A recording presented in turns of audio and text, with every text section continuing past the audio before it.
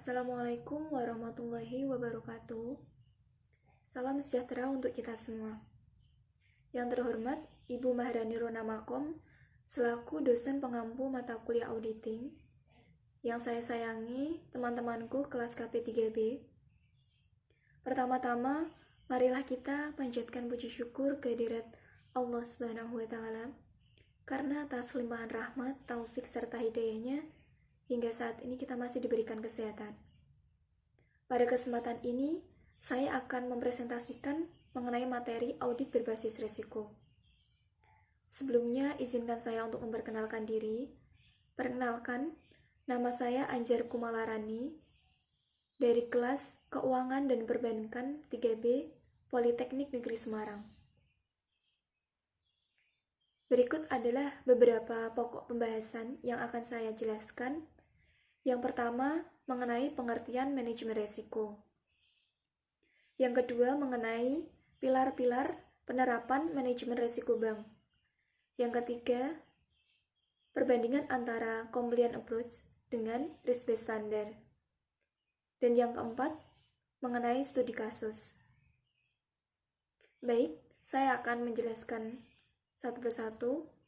Untuk yang pertama, yaitu mengenai materi pengertian manajemen risiko. Pengertian manajemen risiko. Manajemen risiko merupakan suatu usaha untuk mengetahui, menganalisis, serta mengendalikan risiko dari setiap kegiatan perusahaan dengan tujuan untuk memperoleh efektivitas dan efisiensi yang lebih tinggi. Darmawi 2006. Pengertian lain, menurut Bank Indonesia, manajemen risiko merupakan serangkaian prosedur atau metodologi yang digunakan untuk mengidentifikasi, memantau, mengukur, serta mengendalikan risiko-risiko yang timbul dari kegiatan usaha bank. Penerapan manajemen risiko pada perbankan sangat penting dalam menciptakan industri perbankan yang sehat dan terintegritas, agar bisnis bank dijalankan dalam koridor risiko yang tetap terkendali. Penerapan manajemen risiko akan memberikan manfaat yang lebih baik kepada perbankan. Bagi perbankan, penerapan manajemen risiko ini dapat meningkatkan shareholder value, serta memberikan gambaran kepada pengelola bank mengenai kemungkinan terjadinya kerugian pada pihak bank di masa yang akan datang. Selain itu, meningkatkan metode dan proses pengambilan keputusan yang sistematis, yang digunakan sebagai dasar pengukuran yang tepat mengenai kinerja dalam dunia perbankan. Pokok pembahasan yang kedua yaitu mengenai pilar-pilar manajemen risiko bank. Sesuai dengan pasal 2 Peraturan Otoritas Jasa Keuangan nomor 18/POJK.03/2016 tentang penerapan manajemen risiko bagi bank umum, pilar-pilar manajemen risiko bank mencakup 4 hal. Yang pertama, pengawasan aktif Dewan Komisaris dan Direksi. Yang kedua, kecukupan kebijakan, prosedur, dan penetapan limit. Yang ketiga, kecukupan proses identifikasi, pengukuran, pemantauan, dan pengendalian risiko, serta sistem informasi manajemen risiko. Yang keempat, sistem pengendalian intern yang menyeluruh. Baik, saya akan menjelaskan satu persatu dari keempat pilar tersebut. Pilar yang pertama yaitu mengenai pengawasan aktif Dewan Komisaris dan Direksi. Dewan Komisaris dan Direksi bertanggung jawab atas efektivitas penerapan manajemen risiko di bank. Untuk itu, Dewan Komisaris dan Direksi harus memahami risiko-risiko yang dihadapi bank dan memberikan arahan yang jelas, melakukan pengawasan dan mitigasi secara aktif, serta mengembangkan budaya manajemen risiko di bank. Selain itu, Dewan Komisaris dan Direksi memastikan struktur organisasi yang memadai, menetapkan tugas dan tanggung jawab yang jelas pada masing-masing unit, serta memastikan kecukupan kuantitas dan kualitas SDM untuk mendukung penerapan manajemen risiko secara efektif. Pengawasan aktif Dewan Komisaris dan Direksi Bank dilakukan dengan 1. Komisaris dan Direksi Bank memastikan pemahaman terhadap manajemen risiko dan perkembangannya melalui pemenuhan ketentuan sertifikasi dan penyegaran, mengikuti perkembangan peraturan dan ketentuan perbankan, serta mengetahui dan memahami karakteristik dan kompleksitas kegiatan bank. Yang kedua, Komisaris dan direksi bank memastikan para pejabat eksekutif dan karyawan bank memahami dan mengimplementasikan manajemen risiko beserta wewenang atau tanggung jawab atau budaya risiko melalui berbagai media yang ada, seperti laporan bank, masukan dari komite-komite yang ada di bank, dan rapat-rapat yang diadakan. Selanjutnya, pilar yang kedua, kecukupan kebijakan, prosedur, dan penetapan limit. Dalam rangka mengendalikan risiko yang efektif, maka penyusunan kebijakan, prosedur, dan limit risiko dilakukan dengan memperhatikan tingkat risiko yang akan diambil atau risk type, toleransi risiko atau risk tolerance, serta strategi perusahaan secara keseluruhan. Berikut adalah beberapa hal yang menjadi dasar dalam penyusunan kebijakan, prosedur, dan limit risiko oleh bank. Di antaranya, 1. Visi, misi, dan strategi bisnis bank. Yang kedua, karakteristik dan kompleksitas bank. Yang ketiga, profil risiko. Yang keempat, tingkat risiko yang akan diambil. Dan yang kelima, peraturan yang ditetapkan oleh otoritas dan atau praktek perbankan yang sehat. Pilar ketiga, yaitu kecukupan proses identifikasi, pengukuran, pemantauan, dan pengendalian risiko, serta sistem informasi manajemen risiko. 1. Identifikasi. Perusahaan melakukan identifikasi risiko dalam rangka menganalisis sumber dan kemungkinan timbulnya risiko, serta pengaruhnya secara kuantitatif kepada profit dan permodalan bank. 2. Pengukuran. Pengukuran risiko dilakukan secara berkala, baik untuk produk, portfolio, maupun seluruh aktivitas bisnis bank. Metode pengukuran risiko dilakukan secara kuantitatif dan kualitatif yang disesuaikan dengan karakteristik dan kompleksitas kegiatan usaha bank. Yang ketiga, pemantauan. Pemantauan risiko dilakukan pada beberapa hal, antara lain exposure dan toleransi risiko, kepatuhan lini internal, stress testing dan konsistensi pelaksanaan dan penerapan kebijakan, serta prosedur yang ditetapkan. Perusahaan menetapkan satuan kerja manajemen risiko untuk memantau tingkat dan tren serta menganalisis risiko. Yang keempat, pengendalian risiko. Proses pengendalian risiko diterapkan sesuai dengan exposure risiko maupun tingkat risiko yang diambil dan toleransi risiko. Perusahaan melakukan pengendalian risiko dengan mempertimbangkan pengukuran dan pemantauan risiko. Yang kelima, sistem informasi manajemen risiko.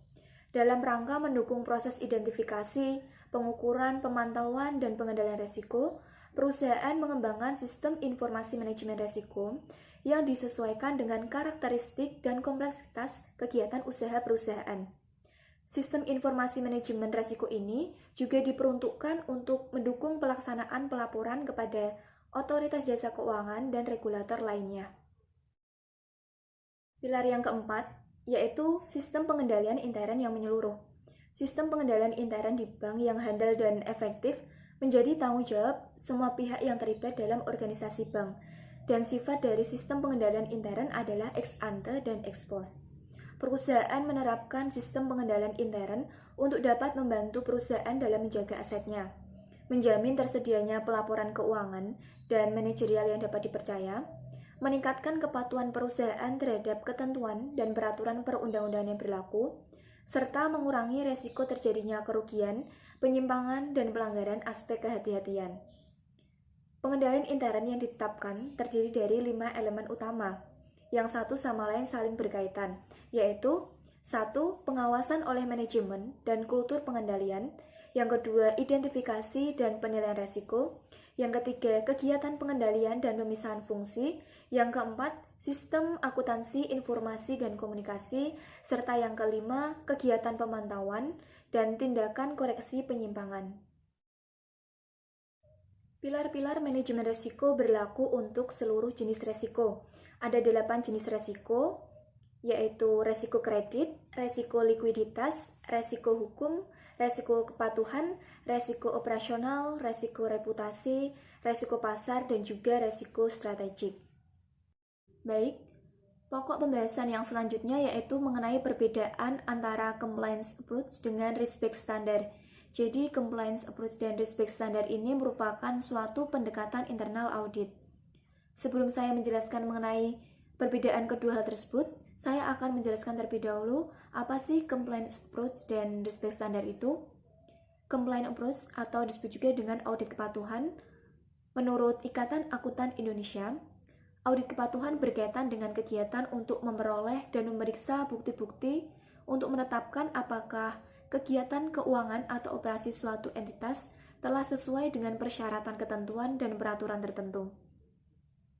Tujuan dari audit kepatuhan ini adalah untuk menentukan apakah pihak yang diaudit telah mengikuti prosedur kebijakan dan regulasi yang telah ditetapkan oleh pihak internal perusahaan seperti manajemen dan dewan komisaris maupun pihak eksternal seperti pemerintah, Bapepam LK, Bank Indonesia, Direktorat Jenderal Pajak, dan lain-lain.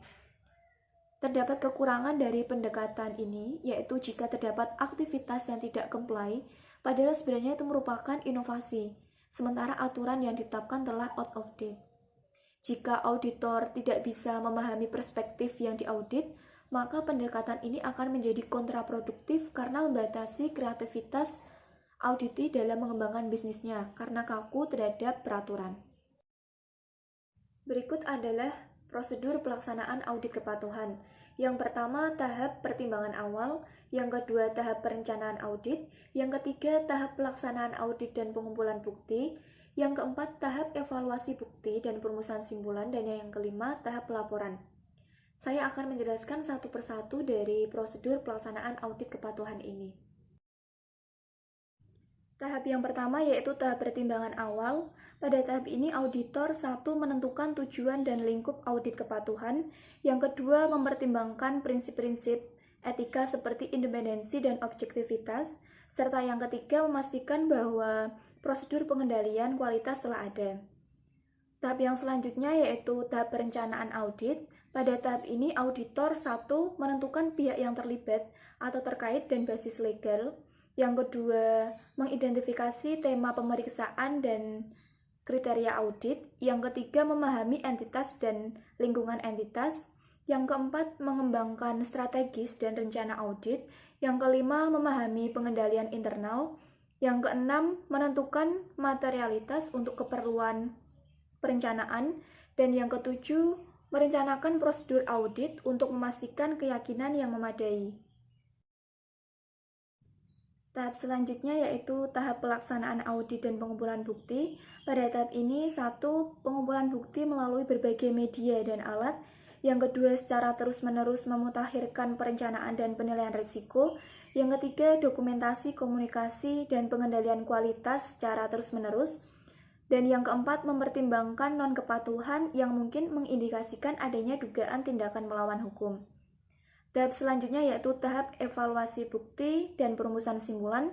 Pada tahap ini, satu, evaluasi apakah bukti yang sesuai dan cukup telah diperoleh. Yang kedua, mempertimbangkan materialitas untuk keperluan pelaporan. Yang ketiga, merumuskan simpulan. Yang keempat, memperoleh surat representasi tertulis jika diperlukan. Dan yang kelima, membahas kejadian setelah tanggal pelaporan jika diperlukan. Tahap terakhir yaitu tahap pelaporan. Pada tahap ini satu, penyiapan laporan. Yang kedua, memasukkan rekomendasi dan tanggapan entitas secara tepat. Dan yang ketiga, menindaklanjuti laporan sebelumnya jika ada. Baik, yang selanjutnya saya akan menjelaskan mengenai risk-based standard. Risk-based standard atau biasa disebut risk-based audit atau audit berbasis risiko merupakan pendekatan internal audit yang berkembang saat ini, di mana auditor pertama-tama harus memahami dulu bagaimana visi, misi, tujuan, target, dan strategi dari perusahaan. Baru kemudian mengidentifikasi dan menganalisa risiko yang berpotensi menghalangi pencapaian tujuan. Tujuan dari audit berbasis risiko ini untuk menentukan apakah kontrol sudah ditempatkan dengan baik dan berjalan secara efektif dalam mengelola risiko, sehingga dapat membantu terpenuhinya tanggung jawab manajemen dalam meningkatkan efektivitas internal kontrol dan proses manajemen suatu perusahaan. Pendekatan audit berpeduli risiko bukan berarti menggantikan pendekatan audit konvensional yang sudah dijalankan oleh lembaga audit intern selama ini. Pendekatan ini hanya membawa suatu metodologi audit yang dapat dijalankan oleh auditor intern dalam pelaksanaan penugasan auditnya melalui pendekatan dan pemahaman atas resiko yang harus diantisipasi, dihadapi, atau dialihkan oleh manajemen guna mencapai tujuan. Berikut adalah prosedur pelaksanaan audit berbasis resiko. Ada 3 tahap. Yang pertama, risk assessment atau menilai resiko. Pada tahap ini, auditor mengidentifikasi dan menilai resiko salah saji yang material dalam laporan keuangan. Tahap yang kedua, risk response atau menanggapi resiko. Pada tahap ini, auditor merancang dan melaksanakan prosedur audit selanjutnya untuk menanggapi resiko atau salah saji yang material yang telah diidentifikasi dan dinilai pada tingkat laporan keuangan dan asersi. Tahap yang ketiga, yaitu reporting atau pelaporan. Pada tahap ini, auditor merumuskan pendapat berdasarkan bukti yang telah diperoleh, serta membuat dan menerbitkan laporan yang tepat sesuai kesimpulan audit. Pembahasan yang selanjutnya yaitu mengenai perbedaan compliance approach dengan risk-based standard. Berdasarkan perhatian atas tiap kontrol, pada pendekatan compliance approach, semua kontrol mendapatkan perhatian yang sama, baik itu low risk maupun high risk, terutama area yang menyangkut keuangan, tetapi juga termasuk ketaatan terhadap peraturan dan semua kontrol perundangan dan operasi. Sedangkan pada pendekatan risk-based standard, pendekatan auditor lebih jauh lagi dititik beratkan pada penaksiran atas resiko. Semakin besar resiko, akan semakin besar perhatian yang diberikan. Yang kedua yaitu berdasarkan tujuan audit. Pada pendekatan compliance approach ini, tujuan audit adalah untuk melakukan penilaian atas keselarasan antara kebijakan dan prosedur yang dilakukan dengan ketetapan regulasi pada perusahaan tersebut. Sedangkan pada pendekatan risk-based standard, tujuan audit ini adalah memberikan opini terhadap kondisi apakah resiko telah dikelola sesuai dengan tingkat yang dapat diterima. Perbedaan yang selanjutnya yaitu berdasarkan metodologi dan pendekatan audit. Pada pendekatan compliance approach, metodologi dan pendekatan audit berulang dari tahun ke tahun, tidak mengutamakan pada tingkatan resiko. Sedangkan pada pendekatan risk-based standard, metodologi dan pendekatan audit ditujukan pada risiko. Untuk perbedaan yang terakhir yaitu berdasarkan laporan hasil audit. Pada pendekatan compliance approach, laporan hasil audit yaitu melaporkan penilaian atas pelaksanaan pengendalian intern yang berjalan atau tidak. Dalam laporan tidak memberikan gambaran indikasi proporsi resiko yang telah ditangani, tetapi hanya berisi kelemahan kontrol. Sedangkan untuk laporan hasil audit dari pendekatan risk-based standard berisi tentang keyakinan bahwa resiko yang telah dikelola sampai batas yang dapat diterima. Temuan yang diinformasikan adalah temuan yang berisiko yang menunjukkan bahwa resiko tersebut belum dikelola dengan baik. Berikut tadi adalah penjelasan mengenai perbedaan antara pendekatan compliance approach dengan pendekatan risk-based standard. Untuk pokok pembahasan yang terakhir yaitu mengenai studi kasus, di sini terdapat contoh studi kasus, instansi Direktorat Dinas Sosial pada Departemen ABC, tujuan atau sesuai Renstra, pelaksanaan program penyaluran dana bergulir kepada UKM dalam rangka untuk membantu modal kerja, memberdayakan dan memberikan nilai tambah peran usaha kecil menengah, serta untuk mendorong peningkatan pendapatan masyarakat. Resiko yang dikemukakan dan dianggap penting oleh manajemen pada aktivitas ini adalah sebagai berikut. 1. Belum ada strategi penyaluran bantuan kepada UKM. Yang kedua, pedoman teknis yang ada belum dapat digunakan sebagai acuan oleh pelaksana di lapangan tentang mekanisme penyaluran dan pola bergulir kepada UKM yang lain. Yang ketiga, adanya kelompok UKM yang ingin menguasai penyaluran karena mereka telah ditunjuk sebagai wakil kelompok UKM. Yang keempat, mahalnya biaya penyaluran melalui mitra lembaga keuangan yang dalam penganggaran biaya tersebut belum ditetapkan. Yang kelima, staf dan tenaga teknis yang ditugaskan meskipun telah mendapatkan pelatihan, namun belum berpengalaman dalam pengelolaan dana bergulir. Sehubungan dengan resiko yang telah saya jelaskan sebelumnya, maka pengendalian intern yang dapat dilakukan untuk menjamin agar program dapat mencapai tujuannya dapat diuraikan sebagai berikut. 1. Menetapkan strategi penyaluran dan identifikasi kriteria UKM yang layak untuk mendapatkan dana bergulir. Yang kedua, menyempurnakan pedoman teknis yang ada dengan pengaturan besarnya dana yang dapat diterima oleh UKM dan persyaratan dapat digulirkan kepada UKM yang belum memperoleh kesempatan. Yang ketiga, penegasan adanya aturan bahwa hanya kelompok UKM yang memenuhi syarat yang mendapatkan bantuan dan tidak disalurkan kepada wakil kelompok. Yang keempat, mengupayakan negosiasi melalui program pendampingan untuk menekan biaya dan usulan dana tambahan biaya pengelolaan yang belum tersedia. Yang kelima, penetapan program transfer keahlian melalui program pendampingan dengan pihak mitra lembaga keuangan untuk proses penyaluran dana kepada UKM. Berikut adalah beberapa daftar pustaka yang saya gunakan dalam pembuatan PPT ini. Semoga apa yang saya sampaikan dapat bermanfaat dan menambah wawasan bagi kita semuanya. Saya ucapkan terima kasih kepada semuanya yang telah menyaksikan video presentasi saya. Saya juga mohon maaf apabila dalam penyampaian kata terdapat kesalahan. Cukup sekian. Wassalamualaikum warahmatullahi wabarakatuh. Salam sehat untuk kita semuanya.